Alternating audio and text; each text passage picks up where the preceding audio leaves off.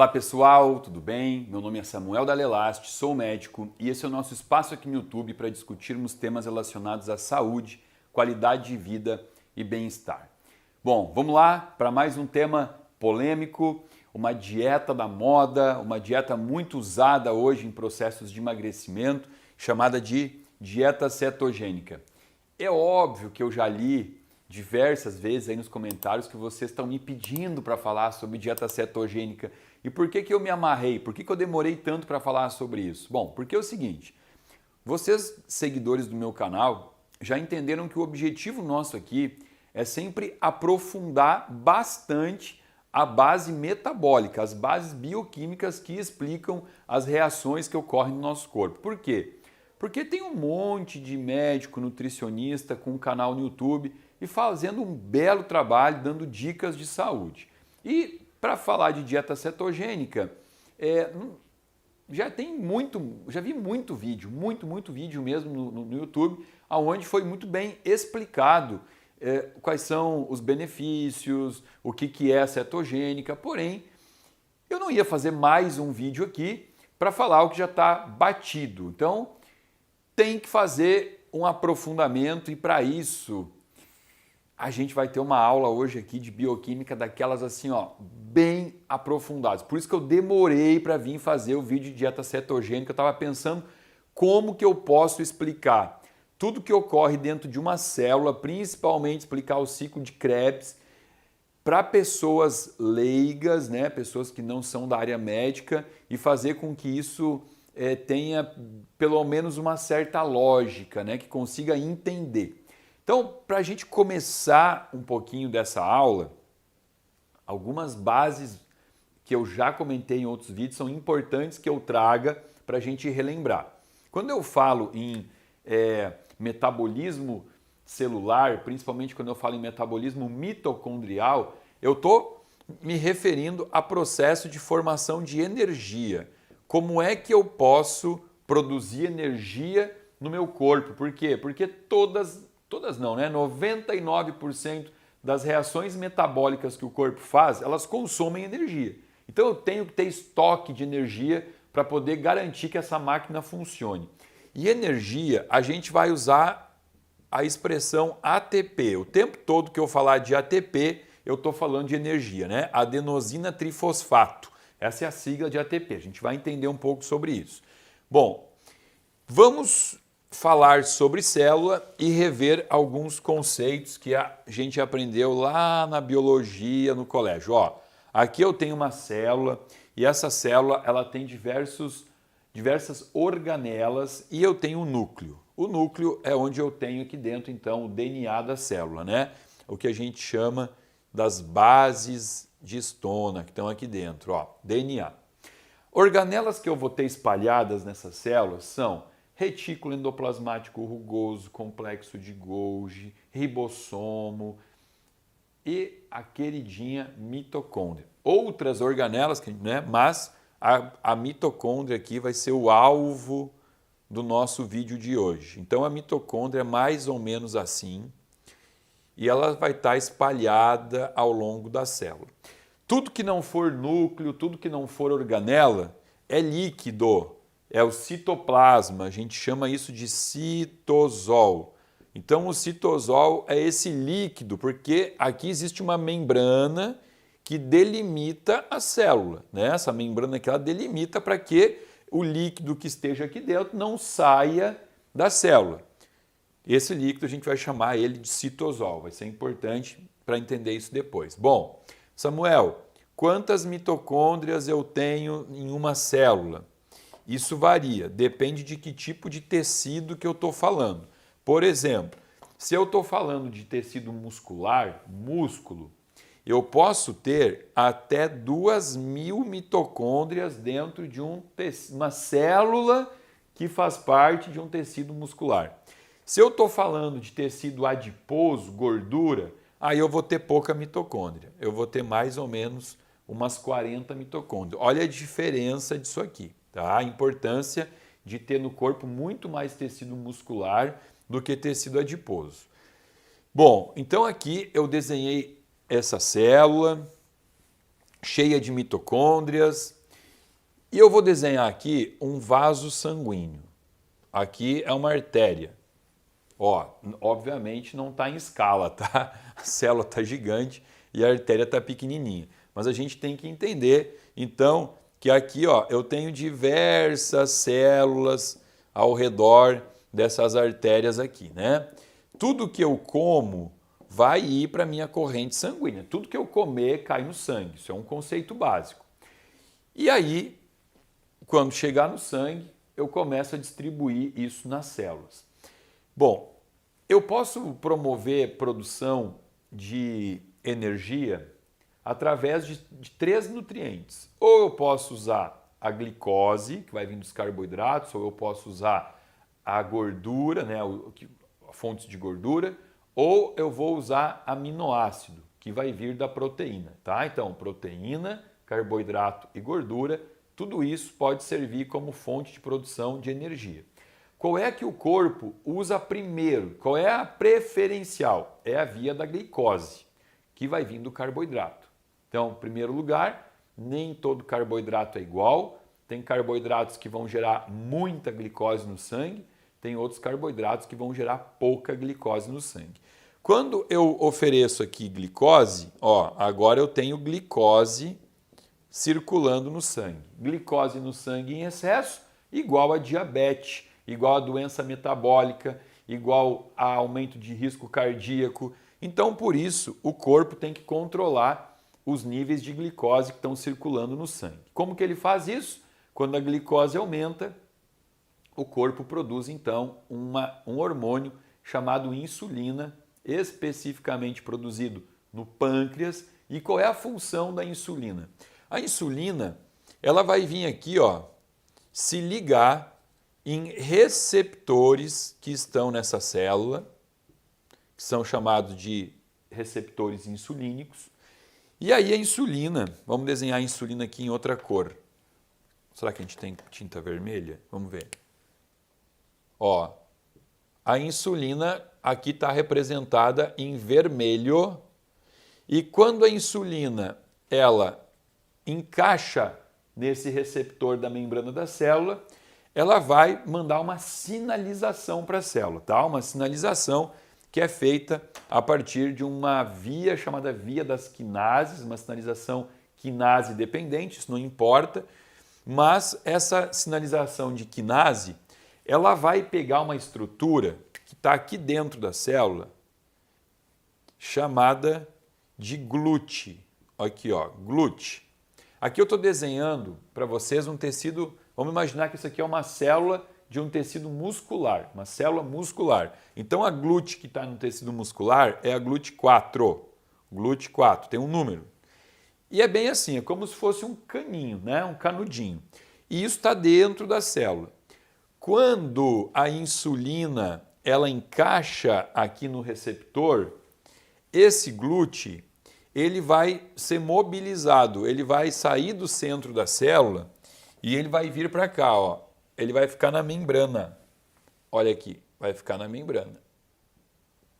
Pronto, agora eu já não tenho mais glute aqui no meio da célula, eu tenho glute na membrana. Vários glúteos aqui nas membranas, né? São várias proteínas dessas e todas elas foram mobilizadas pela presença da insulina aqui. Apenas a título de informação, não é só a insulina que faz as proteínas GLUT irem para as membranas, tá? O exercício físico também faz isso e existe um peptídeo chamado peptídeo-like glucagon, GLP-1. Então aqui, ó, GLP-1 e insulina e atividade física. As 3 formas de eu fazer com que a glute venha para a membrana. Pronto. Agora eu estou com a glute na membrana, o que vai acontecer? Eu vou, então, permitir a entrada de glicose para dentro da minha célula. Como é que é feito isso? A glute ela vai ser apresentada para a glicose. A glicose é uma molécula que contém 6 carbonos na sua estrutura. Aqui, ó, 6 carbonos. E ela vai entrar na célula a partir de uma apresentação que houve aqui, um reconhecimento, como se fosse o porteiro, né? Porteiro da balada, aí foi apresentado, mostrou a identidade ali o cliente, agora o cliente pode entrar, né? Então entrou a glicose. Só que da mesma forma que a glicose entrou, ela também pode sair, porque agora ela está reconhecida, foi feita a apresentação, ela tem um trânsito livre, ela entra e sai tranquilamente da célula. Para nós é legal isso? Claro que não, porque senão a insulina ela foi produzida à toa, né? Porque ela tirou a glicose do sangue e colocou para dentro da célula e agora a glicose pode voltar para o sangue, o que a gente não quer. Então, essa glicose ela tem que ser modificada. Ela vai receber uma molécula de fósforo. A gente vai dizer isso como um processo de fosforilação, ela vai ser fosforilada. E eu posso colocar fósforo na glicose somente em 2 carbonos. Ou eu boto no carbono 1 ou eu boto no carbono 2. Quando eu boto fósforo no carbono 1, eu estou preparando essa glicose para ela servir como depósito. Eu vou guardar ela para depois ser usada. Mas como dentro da célula não tem esse objetivo, ela está entrando na célula para ser usada como fonte de energia, eu tenho que botar o fósforo no carbono 6. Então é colocado um fósforo aqui e ela acabou de se transformar em uma uma molécula chamada de glicose 6-fosfato. Glicose 6-fosfato. Ela foi modificada para que ela não saia mais da célula. Ok? Só que quando eu boto um fósforo, eu estou tirando uma molécula de hidrogênio. Sempre que entra um fósforo, sai uma molécula de hidrogênio. E aí agora então eu vou ter hidrogênio solto no citosol. Hidrogênio solto no citosol é instável, ele gera um estado de estresse oxidativo, né? Um radical livre solto no citosol. Como é que eu faço se eu quero eliminar facilmente o hidrogênio? Eu ligo ele numa molécula de água, porque se eu ligar hidrogênio na água, olha o que eu vou ter, né? Se eu ligar na água, eu vou ter o H2O e aí eu vou ligar o hidrogênio no oxigênio, eu vou ligar o hidrogênio no oxigênio para formar água, entenderam? Tá, legal, Samuel, gostei. Então, você resolve esse estresse oxidativo botando oxigênio? Seria, mas não dá. Por quê? Porque eu não tenho oxigênio no citosol da célula. Aqui no líquido eu não tenho oxigênio. Então o que vai acontecer? Eu tenho que dar um jeito de ligar esse hidrogênio em alguma molécula que estabilize ele. Então aqui eu vou ligar o hidrogênio no NAD e no FAD, que são formas reduzidas de vitaminas do complexo B. NAD, o N é de niacina, ou seja, vitamina B3. E o FAD, o F é de flavina, vitamina B2. E quando eu ligo o hidrogênio aqui, eu vou ter o NADH e o FADH, que depois a gente vai entender para que serve isso, né? Mas eu acabei de resolver esse problema onde eu tinha hidrogênio solto aqui no meu citosol. Pronto, então agora eu já estabilizei o hidrogênio e eu já tenho a glicose 6-fosfato. Glicose 6-fosfato é a forma de glicose que vai ficar dentro da célula para que eu possa continuar essa via metabólica aqui. E o que eu vou fazer agora com essa glicose 6-fosfato que está dentro da minha célula? Ela tem 6 carbonos. Para mim não vai servir para muita coisa. Eu preciso transformar ela numa molécula de 3 carbonos. Eu quebro ela em 2 moléculas que vai ser chamada de piruvato. O piruvato tem 3 carbonos. Tem uma fase intermediária aqui, que é o fosfenol piruvato, não importa para nós aqui. Vamos botar que foi direto virar piruvato. E agora, então, eu tenho uma molécula chamada piruvato que está pronta para entrar na minha mitocôndria. Só que a entrada do piruvato na mitocôndria depende da presença de oxigênio na minha mitocôndria. Eu tenho que ter boas concentrações de oxigênio na mitocôndria. Se eu não tenho oxigênio, esse piruvato ele vai seguir uma via alternativa que a gente chama de via anaeróbica. Esse é um termo usado na medicina. Quando a via tem oxigênio, ela é aeróbica. Quando ela não tem, é anaeróbica. O que a gente sabe de exercício físico, por exemplo? O que é um exercício aeróbico? É uma corrida, é uma bicicleta, é alguma coisa que você aumenta, né, a captação de oxigênio e, portanto, é chamado de via aeróbica. A via anaeróbica, então, que seria uma via sem oxigênio, é uma via que vai transformar piruvato em ácido lático. Ácido lático. Atletas sabem muito disso, né? Porque quando chega na via da produção do ácido lático, começa a ter muita dor muscular, né? Mas a gente não vai se apegar nessa via que não tem oxigênio.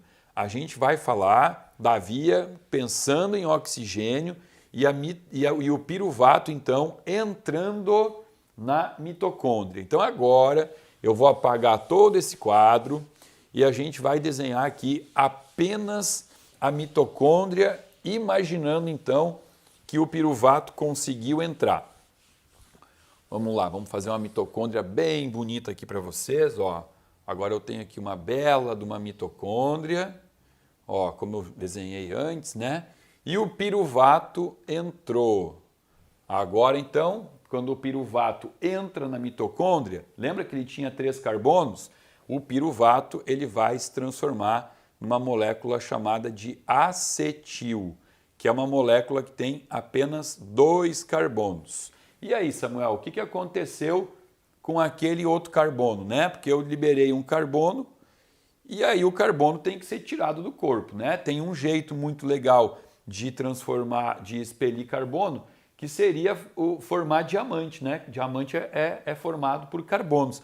Então, meu corpo pode formar diamantes? Não, eu adoraria que ele formasse, mas não dá. Então aqui eu vou expelir esse carbono ligando ele numa molécula de O2, ó. Eu vou formar o gás carbônico e vou botar ele para fora pela respiração, porque dentro da mitocôndria eu tenho oxigênio. Como que esse oxigênio chega até a mitocôndria? Isso é muito importante, tá? Ele vai chegar transportado pela hemoglobina, né? Pelo ferro. Eu preciso de ferro na minha hemácia, no meu glóbulo vermelho, para que ele seja transportado pela hemoglobina. Então, aqui, ó, pessoas com ferro baixo, aquela ferritina de 15, 20, já não está conseguindo transportar oxigênio para dentro da mitocôndria, e aí são pessoas que têm uma queixa de fadiga, são mais cansadas, né? Porque não tem a oxihemoglobina trazendo aqui o oxigênio. Olha a importância de ter o ferro nessa primeira fase aqui. Agora eu tenho então acetil dentro da minha célula, da minha mitocôndria, e esse acetil com 2 carbonos, ele tem que ser direcionado, ele não sabe para onde ele tem que ir. Ele vai ser direcionado e para saber que a direção dele é para uma via de produção de energia, ele tem que se ligar a uma molécula de CoA para formar o acetil-CoA. Essa molécula de CoA, ela precisa, a função dela é dependente de vitamina B5. Olha aqui, ó, o ácido pantotênico aqui, o pantotenato, né? B5 é a vitamina, já falamos da vitamina B2, da B3, do ferro, da vitamina B5 agora. Olha a importância desses nutrientes para que isso aqui funcione bem. Bom, aí essa acetil-CoA agora, ela vai ser direcionada para a via de produção de energia. Como que vai ser isso? Ela vai ter que se ligar a uma molécula de oxalacetato. Então aqui eu tenho o oxalacetato, que vai juntar com acetil-CoA e vai formar uma molécula de citrato. Bom, bem-vindos! Agora começa o ciclo de Krebs.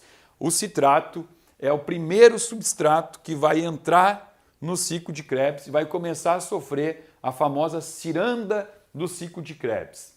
Quando eu falo ciranda, é porque aqui, ó, vai ter uma série de alterações. O citrato ele vai se transformar em isocitrato, que que vai se transformar em alfa-cetoglutarato, que vai se transformar num metabólito aqui intermediário chamado succinato,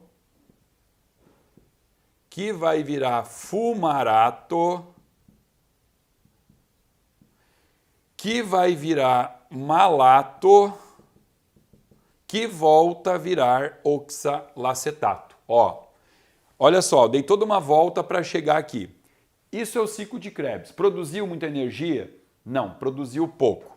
Vai produzir um pouco de ATP, bem pouco. Mas aumentou muito a concentração de NADH e FADH, porque todo esse processo de transformação aqui, ele foi liberando hidrogênio, hidrogênio, hidrogênio, e o hidrogênio veio se ligando no NADH, no FADH, e depois é essa alta concentração de NADH e FADH que vai lá para a crista da mitocôndria, fazer uma troca iônica e gerar maior concentração de ATP. Mas isso é muito complicado. Se já está difícil até aqui, é muito mais complicado. Então a gente não vai entrar não vai aprofundar tanto. E tudo isso aqui na presença, lembra do que? Glicose. Tudo na presença de glicose. Bom, Samuel, e se eu não tiver glicose? Se eu estiver consumindo muito pouco carboidrato ou nenhum carboidrato, eu vou ativar duas vias principais. Eu vou começar a formar energia a partir do aminoácido. Posso, né? Aminoácido vem das proteínas, tá? Vários aminoácidos aqui podem servir como fonte de energia. A exceção aqui seria a leucina. A leucina, ela não é um aminoácido usado para formar energia. Ela fica lá concentrado para ser fonte de aumento da mTOR, que é uma via de sinalização de hipertrofia, de reparo muscular. Mas aqui tem um aminoácido que ele é o preferidinho que eu vou usar aqui, que é a beta-alanina. Vamos botar aqui, ó. Vamos virar aqui, ó. A beta-alanina. Beta-alanina.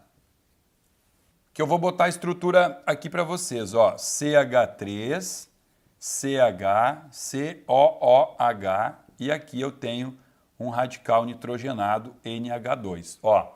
Por que a beta-alanina vai ser o aminoácido principal aqui usado? Porque lembra que eu falei para vocês que o piruvato que entra no ciclo de Krebs, ele tem 3 carbonos, ele tem que chegar em 3 carbonos para poder entrar no ciclo de Krebs. Quantos carbonos tem na estrutura da beta-alanina? 1, 2, 3. Então, simplesmente aqui, eu retiro, faço uma deaminação, retiro esse radical aqui, transformando ele em amônia, vai virar NH3 e depois vai virar ureia, tá? E aí o que sobrou? Sobrou uma estrutura com 3 carbonos que facilmente consegue entrar no ciclo de Krebs e formar energia por uma via alternativa. Então olha aqui, ó, uma dica, quando eu tenho ureia elevada, pode ser porque eu esteja com alto consumo de proteína animal e fazendo com que eu esteja formando energia a partir dos aminoácidos, entendeu? Já é uma das possibilidades de ureia elevada, não é a única, tá? E qual é a terceira via aqui? Que é a via que a gente precisa entender para poder chegar na questão da dieta cetogênica. É a via onde eu uso gordura como fonte de energia. Aí a gente vai ter que voltar um pouquinho. Eu não menti para vocês, mas eu omiti um pouco quando eu mostrei a via de entrada de glicose, que a glicose ela sofria um processo de fosforilação aqui na célula. Ó, célula de novo, a glicose entrou, a glicose se transformou em glicose 6-fosfato, ela se transformou em piruvato. Piruvato. E eu falei que o piruvato ele iria virar uma molécula de acetil. Lembra aqui, ó, piruvato 3 carbonos, acetil 2 carbonos. Só que eu omiti. Essa via é a principal. Porém, o piruvato ele também pode virar direto o oxalacetato. Lembra que eu falei? O acetil vai juntar com o oxalacetato e vai formar o citrato para iniciar o ciclo de Krebs. Só que olha aqui, ó, o piruvato, são duas enzimas diferentes que agem aqui no piruvato. Uma delas tira um carbono e a outra coloca um carbono, porque o oxalacetato ele tem 4 carbonos. Olha aqui, ó, essa estrutura de 3 carbonos pode se transformar em uma de 2 carbonos ou se transformar em uma de 4 carbonos, tá? São enzimas diferentes trabalhando, botando ou tirando carbono. Ok. O acetil-CoA, ele pode vir do piruvato que veio da glicose. Porém, ele também pode vir de uma outra via que a gente chama de via da beta-oxidação. Beta-oxidação. Que nome é esse, Samuel? A beta-oxidação é quando eu transformo o piruvato a partir de eu transformo acetil não a partir do piruvato, mas a partir... Não. Travou. Volta tudo. A beta-oxidação é quando eu formo acetil não exclusivamente do piruvato que veio da glicose, mas sim eu posso formar a partir da gordura. Aqui é a molécula de gordura se transformando em acetil e dando início ao ciclo de Krebs. Aqui eu teria a fórmula intermediária que é o acil. A gordura vai se transformar em acil, que vai se transformar em acetil, que vai entrar no ciclo de Krebs. Agora olha só, o que acontece? E quando eu estou dando então acetil por uma via alternativa, que é a via da gordura, eu estou dando acetil. Legal. E o que o acetil tem que fazer? Ele tem que juntar com o oxalacetato para formar citrato para ir para o ciclo de Krebs. Não é isso que tem que acontecer? Perfeito, mas eu estou dando acetil. E eu não tenho oxalacetato. Eu não tenho, por quê? Porque o oxalacetato, ele tem que vir aqui da via da glicose. E eu não estou mais dando glicose para esse paciente. E o corpo está tentando fazer energia às custas de gordura. Então a gordura está transformando em acetil, mas eu não tenho o oxalacetato para formar citrato. Pronto, o que aconteceu aqui? Ferrou. Agora eu não tenho mais o oxalacetato, eu não vou formar o citrato e eu vou ficar então com um excesso de acetil dentro da minha mitocôndria. Acetil com 2 carbonos. O que vai acontecer quando eu começo a ter um monte de acetil? Eu começo a ter agrupamento de moléculas de acetil. 2 moléculas de acetil, aqui ó, acetil mais um acetil, eu vou formar acetoacetil. Ó, uma molécula de acetil mais uma de acetil, acetoacetil. Aqui eu vou botar mais uma molécula de acetil. Agora eu vou ter então 3 moléculas de acetil. O que eu vou ter aqui? Acetoacetato. Pronto, acabei de chegar no primeiro corpo cetônico. Quando se fala em dieta cetogênica, qual é a principal definição de dieta cetogênica? Formar corpos cetônicos. Dá para medir isso no dedo. Você fura o dedo com um aparelhinho parecido com aquele que mede glicose e você tem que estar formando corpo cetônico. O primeiro corpo cetônico formado aqui, então, é o acetoacetato, que foi do agrupamento de um monte de molécula de acetil que foi se formando, mas como não tinha o oxalacetato que veio da via da glicose, não formou citrato, não foi para o ciclo de Krebs. Eu estou formando, então, corpos cetônicos. O primeiro está aqui, ó. E esse corpo cetônico aqui, ele vai se transformar aqui também em outros 2 corpos cetônicos, que é o beta-hidroxibutirato e a cetona, a própria acetona. Então aqui no quadro a gente tem os 3 corpos cetônicos mais importantes que são formados através da via cetogênica. Isso aqui tem algumas características, uma delas é dar um hálito, a pessoa muda o seu hálito, né? Chama hálito cetogênico. E esse vídeo número 1 aqui, ele foi necessário para a gente construir toda essa ideia para poder entender o vídeo número 2, que é onde eu vou falar mais sobre a dieta cetogênica. Mas por que eu não poderia vir direto falar sobre cetogênica sem trazer toda essa estrutura aqui, mostrar as células, o ciclo de Krebs? Porque assim, ó, a dieta cetogênica, ela é muito confundida. As pessoas entendem que dieta cetogênica é o aumento do consumo de gordura. E eu acabei de provar para vocês que não, que por mais que a dieta cetogênica ela seja a produção de energia a partir da gordura que o corpo tem, eu não preciso aumentar o consumo de gordura para isso. O que eu preciso fazer é diminuir o consumo de carboidratos. Carboidratos. É isso que eu preciso fazer aqui. Diminuir o consumo de carbo. Por quê?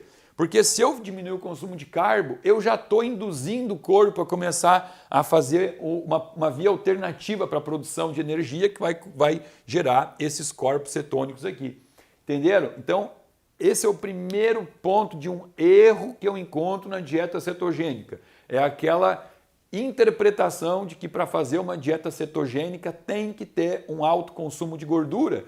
Isso é um problema, porque nessas dietas, geralmente as pessoas acabam se jogando de cabeça no queijo, porque o queijo tem muita gordura, sacia bastante, mas é um alimento que gera processo inflamatório de vias aéreas. Então, dá muita rinite, muita sinusite, amidalite, asma, bronquite. E também queijo tem outras alterações, né, intestinais, constipação, diarreia, dá muita afta, gera muita candidíase, rosácea, dermatite. E essas pessoas estão em cetose, estão formando corpos cetogênicos, corpos cetônicos, desculpa, mas estão todas doentes, né? Então, esse primeiro vídeo foi uma bioquímica. Eu acho que eu nunca fiz um vídeo com tanta bioquímica, tanto nome feio aqui.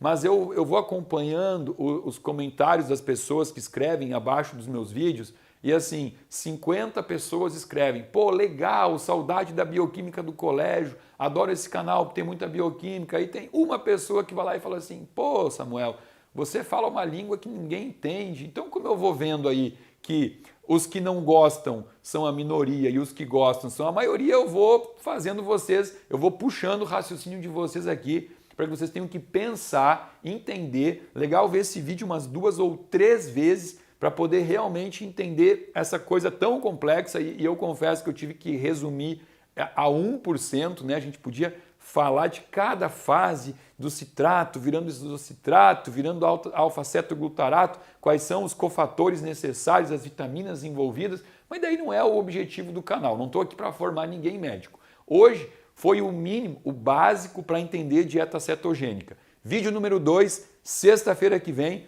vou vir aqui trazer um conteúdo mais leve, prometo que vai ser mais leve, e aí vocês vão poder entender tudo sobre esse universo que envolve a Keto Diet ou dieta cetogênica. Se você gostou do vídeo, compartilha com aquele teu amigo nerd que gosta de estudar, ele vai gostar desse vídeo aqui. Compartilha com a família, se inscreve no meu canal, dá o teu likezinho. Abaixo desse vídeo tem um link que você pode se inscrever para fazer parte de um grupo VIP de pessoas que recebe conteúdo gratuito e exclusivo toda semana aqui do meu canal. Até sexta-feira que vem. Namastê!